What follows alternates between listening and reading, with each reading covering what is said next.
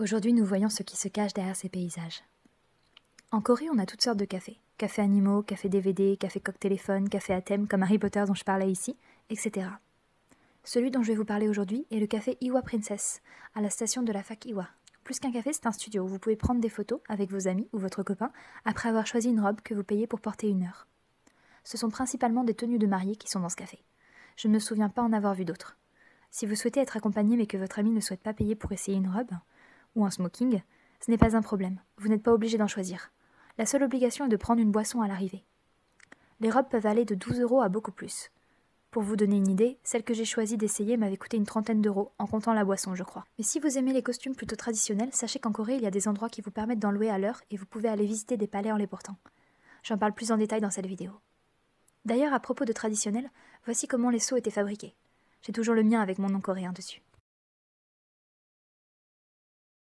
On continue dans le traditionnel, voici le petit musée du monde.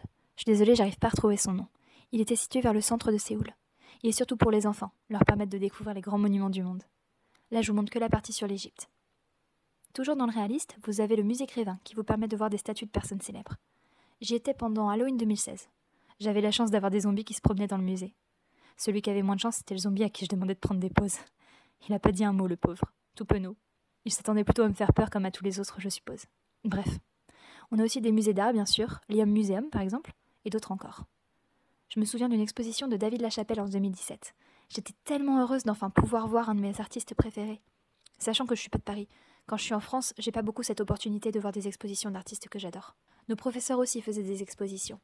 Ah oui, parce que j'ai oublié de préciser que j'étais étudiante en arts plastiques, et que ma 3e année de licence, je l'ai faite en Corée. Voici à quoi ressemble une salle de classe au fait en arts plastiques là-bas.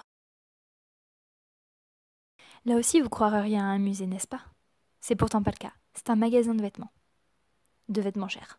J'ai oublié la marque. Il est situé vers Apgujeong. Sinon, il y a ce magasin moins cher aussi pour les accessoires. Ils vendent des bougies, des savons. Je trouvais la façade très mignonne. Après, on a bien sûr les plus connus qui sont dédiés aux accessoires comme Line ou Kakao, ou encore les magasins Ghibli, où j'étais allée avec mon coloc. À Séoul, même prendre le métro peut s'avérer magnifique parfois. Oui, ça c'est dans une station de métro. Il y a même du style dans les hôtels ou dans les bibliothèques. J'adore celle de City Hall par exemple. Elle a des escaliers qui servent de siège et c'est super agréable. Mais la plus belle bibliothèque, c'est celle qu'ils ont construite en 2017, celle de Coex à Samsung, le Starfield. J'en parle dans cette vidéo. Et enfin, pour terminer, on a bien sûr les studios où les professionnels tournent leurs pubs, clips, films, etc.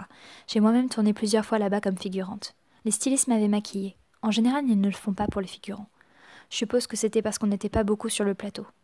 Jusque quand je suis revenue pour tourner la suite, j'ai pas été maquillée la 2e fois.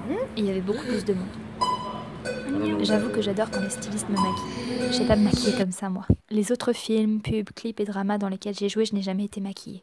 Les figurants doivent se maquiller eux-mêmes. Ah si, on m'a maquillée une fois pour jouer la maquilleuse de Miranda, mais je crois que cette pub n'est jamais sortie. Beaucoup de pubs finissent aux oubliettes. Si vous souhaitez vous faire maquiller, par contre, il y a des salons de coiffure qui le font.